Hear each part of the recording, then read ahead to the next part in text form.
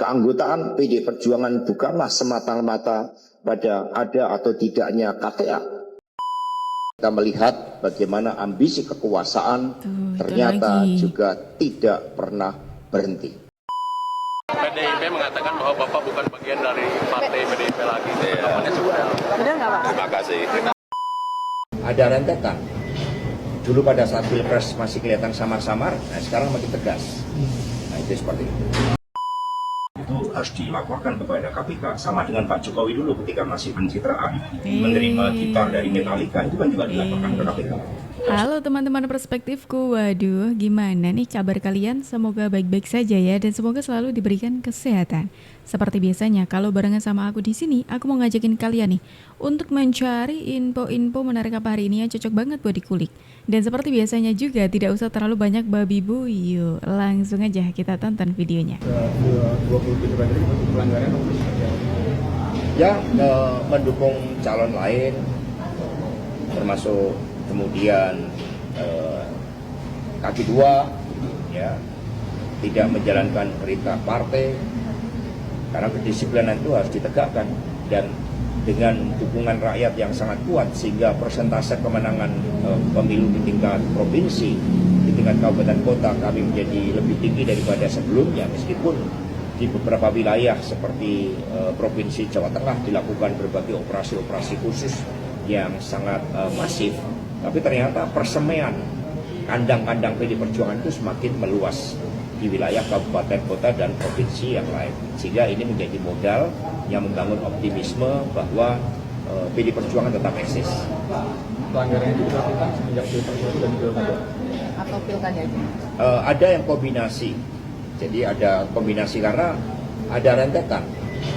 Dulu pada saat Pilpres masih kelihatan samar-samar, nah sekarang makin tegas. Nah itu seperti itu.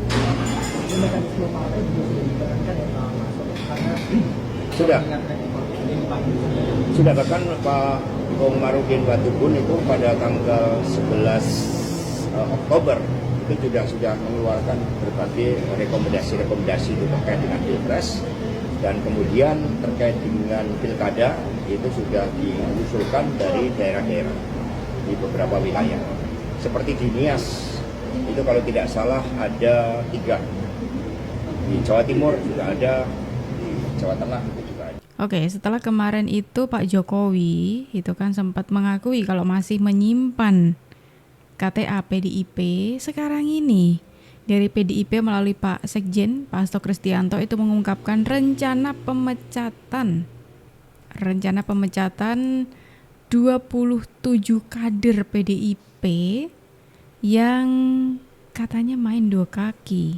Waduh, kira-kira siapa aja ya? Kalau menurut kalian siapa aja teman-teman? Soalnya kalau informasi mengenai siapa aja yang bakal dipecat itu akan diumumkan 17 Desember teman-teman.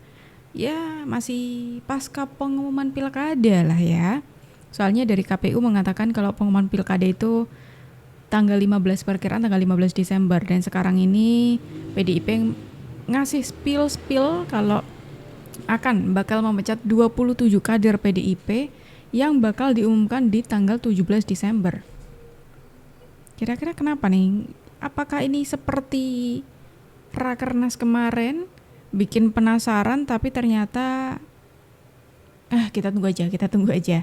Atau kita boleh lah ya main tebak-tebakan kira-kira siapa nih kader-kader yang bakal dipecat oleh PDIP, karena sudah beberapa waktu belakangan ini adalah nama-nama yang diduga itu main 2 kaki. Contoh seperti Pak Bambang Pacul. Tapi mungkin gak sih Pak Bambang Pacul dipecat? Apakah kemudian ketegasan partai ini juga berlaku untuk Jokowi dan keluarganya?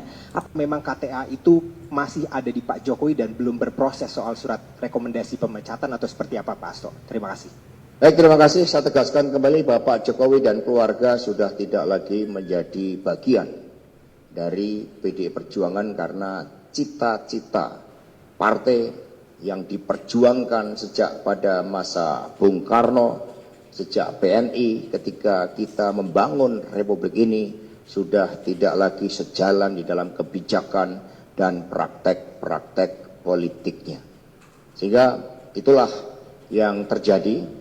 Dan kemudian kita melihat bagaimana ambisi kekuasaan ternyata lagi. juga tidak pernah berhenti. Maka di dalam proses ini yang dilakukan oleh PD Perjuangan, kita tidak akan pernah kehilangan dari gagasan-gagasan ideal bahwa dari seorang rakyat biasa bisa berproses menjadi seorang pemimpin. Semuanya tentu menjadi pelajaran yang sangat berharga, dan kemudian bagaimana rapat kerja nasional yang kelima, kami juga telah menyampaikan permintaan maaf kepada rakyat Indonesia tentang seorang pemimpin yang karena kekuasaannya kemudian bisa berubah dan melupakan cita-cita yang membentuknya. Terima kasih. Oke. Tadi rencana memecat 27 kader PDIP. Sekarang ini Pak Hasto mengeluarkan pernyataan kalau Pak Jokowi dan keluarganya itu sudah bukan lagi anggota dari PDIP. Karena sebelumnya ada media yang bertanya kepada Pak Jokowi apakah masih menyimpan KTA PDIP apa tidak. Dan direspon Pak Jokowi katanya masih menyimpan. Keanggotaan PD Perjuangan bukanlah semata-mata pada ada atau tidaknya KTA, tetapi pada komitmen di dalam membangun peradaban kehidupan berbangsa dan bernegara yang baik. Jadi ketika Saudara Gibran dan Bobi dicalonkan oleh partai politik lain, dan kemudian itu juga di-endorse oleh Bapak Jokowi, apalagi melalui suatu proses mencederai konstitusi dan demokrasi itu, terbukti dengan pelanggaran etik yang sangat berat terhadap Saudara Anwar Usman, maka pada saat itu juga ketika konstitusi saja dikebiri, maka otomatis status seluruh kelekatan keanggotaan yang berkaitan dengan PDI Perjuangan sudah dinyatakan berakhir. Mengapa? Karena PDI Perjuangan digerakkan oleh suatu cita-cita.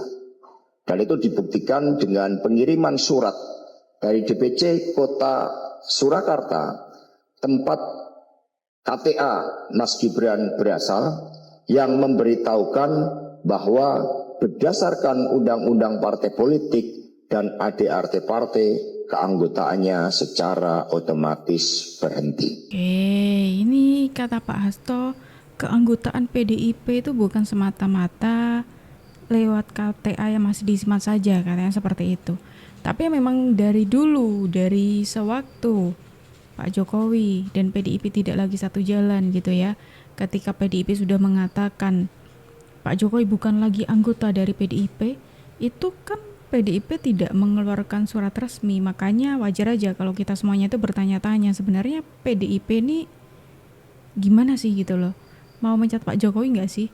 Sudah keluar-keluar kalau Pak Jokowi bukan lagi anggota partai tapi tidak mengeluarkan surat pemecatan. Tidak seperti yang kemarin Bung Effendi Simbolon, langsung tuh tertanda tangan Pak Sekjen dan juga Ibu Ketum, PDIP mengeluarkan Pak Effendi Simbolon karena bertemu dengan Pak Joko Widodo, sosok yang sekarang lagi paling dihindari oleh PDIP, paling dianggap buruk oleh PDIP. PDIP mengatakan bahwa Bapak bukan bagian dari partai PDIP lagi. Tanggapannya seperti apa? Benar nggak Pak? Terima kasih.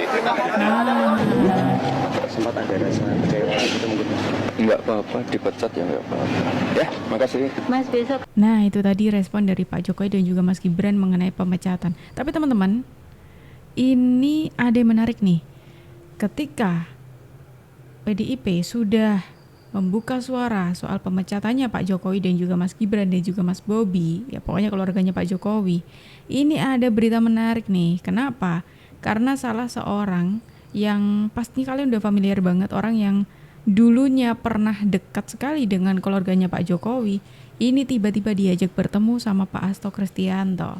Nih dia, Mbak Felicia Tisu, alias ini tuh mantan pacarnya Mas Kaisang gitu. Kalian masih inget kan? Feli itu sebenarnya ada pertanyaan. Apa sih Pak gratifikasi dan juga apa kategorinya yang masuk golongan gratifikasi? Gratifikasi itu gini Ferry, salah satu bentuk korupsi berupa pemberian dalam pengertian yang luas. Itu bisa barang, bisa jasa, bisa suatu komisi, bisa diskon, bisa pemberian suatu tiket pesawat, penerbangan gratis pakai private jet, pemberian jam Rolex, pokoknya segala sesuatu yang diberikan karena ada kaitannya dengan suatu kedudukan sebagai pegawai negeri, pegawai sipil, juga karena jabatan di dalam struktur pemerintahan negara. Sehingga karena ini korupsi harus ditindak secara serius.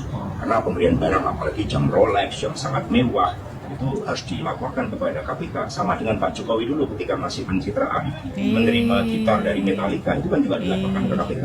Habis itu nggak ada lagi laporan gratifikasi. Aduh. Ya sesuai dengan tindak pidana korupsinya. Tapi menerima barang seharga 10 juta pun itu harus dilaporkan dan kemudian nanti harus membayar pajak dan kemudian harus diserahkan kepada negara tergantung nilainya. Dan kemudian sebagai suatu tindak kejahatan korupsi apalagi terkait dengan jabatan pemerintahan negara, ini sangat serius implikasinya kalau tidak diproses hukum. Terima kasih. Sama-sama. Feli itu sebenarnya ada Temu sama mantan pacarnya Mas Kaisang, orang yang bisa dikatakan dekat dengan keluarganya Pak Jokowi sebelumnya ya, karena hubungan antara Mas Kaisang dengan Mbak Felicia Tisu ini kan juga cukup lama gitu ya.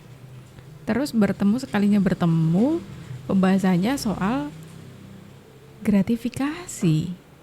Wah, ini ceritanya Pak Hasto mau mancing naikin lagi soal gratifikasi Mas Kaisang atau kayak gimana nih Pak Hasto? Soalnya kayak kenapa gitu loh, sekalinya kan ketemu pasti lama dong pembahasannya, nggak cuma itu aja dong pastinya, tapi entah kenapa yang diposting di media tuh itu, bagian itu, kenapa? Tanda tanya banget loh ya kan. Soalnya kalau semisalkan nih niatnya Pak Hasto untuk menarik kembali permasalahan atau kasusnya gratifikasinya Mas Kaisang kemarin, bukannya itu sudah clear ya? KPK sudah memberikan keputusan mengenai tuduhan gratifikasinya private jetnya Mas Kaisang kemarin. Kalau lupa, nih aku ingetin. Laporan gratifikasi dari saudara Kaisang. Jadi saudara Kaisang sebagaimana telah diketahui menyampaikan laporan penerimaan yang merasa penerimaan tersebut apakah gratis atau tidak, yang bersangkutan telah menyampaikan kepada KPK dan Direktorat Gratifikasi sudah menyampaikan kepada pimpinan bahwa karena yang bersangkutan bukan merupakan penyelenggara negara, maka kemudian laporan tersebut nota dinasnya dari Deputi Pencegahan dalam hal ini menyampaikan bahwa laporan tersebut tidak dapat diputuskan apakah gratifikasi atau tidak. Kasus seperti ini KPK kalau nggak salah sebelumnya telah menerima juga ada 3 kali. Juga misalnya pernah Mas Boyamin menyampaikan ke KPK, tetapi karena Mas Boyamin itu bukan penyelenggara negara, maka kemudian tidak dapat oleh KPK ditetapkan statusnya sebagai gratis atau tidak. Juga pernah seorang dokter tersebut dokter dari swasta, menerima dari pasien, tapi karena dokternya tersebut dokter swasta, maka kemudian juga oleh KPK diputuskan untuk tidak dapat ditetapkan sebagai gratifikasi atau tidak. Yang ketiga, pernah juga seorang guru ini juga guru swasta yang menerima dari wali murid setelah kenaikan. Maka kemudian KPK juga pernah memutuskan bahwa laporan tentang gratis atau tidaknya kami putuskan tidak sebagai merupakan gratifikasi. Jadi demikian halnya juga, kembali saya tegaskan bahwa laporan dugaan gratifikasi yang dilaporkan saudara Kaisang oleh saudara Deputi Pencegahan sudah disampaikan ke pimpinan bahwa dalam pandangan Kedeputian Pencegahan yang berwenang selama ini memutuskan memberikan nota dinas kepada pimpinan apakah gratifikasi atau tidak, itu menyampaikan bahwa karena yang bersangkutan bukan penyelenggara negara dan juga sudah dewasa, sudah terpisah dari orang tuanya, menyampaikan bahwa Kedeputian Pencegahan tidak dapat memutuskan atau menyampaikan ini bukan gratifikasi. Nah, itu tadi Pak Hasto, sudah dengar kan bagaimana keputusannya dari KPK mengenai gratifikasi, tuduhan gratifikasi private jet Mas Kaisang kemarin. KPK menyatakan kalau itu bukan gratifikasi karena Mas Kaisang ini bukan, KPK memutuskan Mas Kaisang kemarin naik private jet bukan termasuk gratifikasi, seperti itu. Tapi kalau kita ngomongin soal private jet, ya Pak Hasto ya, jangan lupa loh, kalau Ibu Ketum atau Mbak Puan atau Pak Ganjar itu juga pernah loh naik private jet.